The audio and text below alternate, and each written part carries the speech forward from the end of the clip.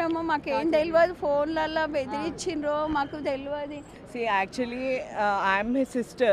So he got married on May 9th, 2025. So it was an arranged marriage. Okay. So మాకేందంటే like దగ్గర సంబంధము మా క్యాస్ట్లో చేసుకోవాలని అది మా ప్రయారిటీ. సో అది మేము చేసుకున్నాం. But we don't know what is there in her, right? Before we don't know anything. ఆమె లోపల ఏముంది హెల్త్ కండిషన్ అనేది మాకు వాళ్ళు చెప్పకుండా మోసం చేసి అన్ని దాచిపెట్టి పెళ్లి చేసినారు.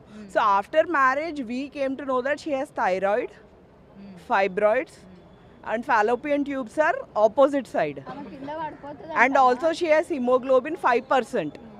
Any woman who has hemoglobin 5% will not survive.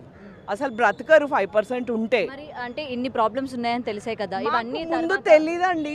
పెళ్ళైన తర్వాత తెలిసిన తర్వాత అయినా సరే మనం పెళ్లి చేసాం కదా, అమ్మాయిని బాగు చేసుకుందాము, ఎలా అయినా సరే ఉందాము అని చెప్పి ఆలోచించుకోలేదా? వదిలేద్దామని మేము వాళ్ళతో మాట్లాడడానికి ఫోన్ చేస్తేనే వాళ్ళు రెస్పాండ్ అవ్వట్లేదు కదండి. When they are not responding, how to contact them?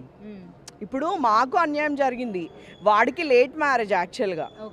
He's 37 years, ఆ ఏజ్లో 36, ఆ ఏజ్లో పెళ్ళి అంటే మాకు ఎంత బాధ ఉంటుంది?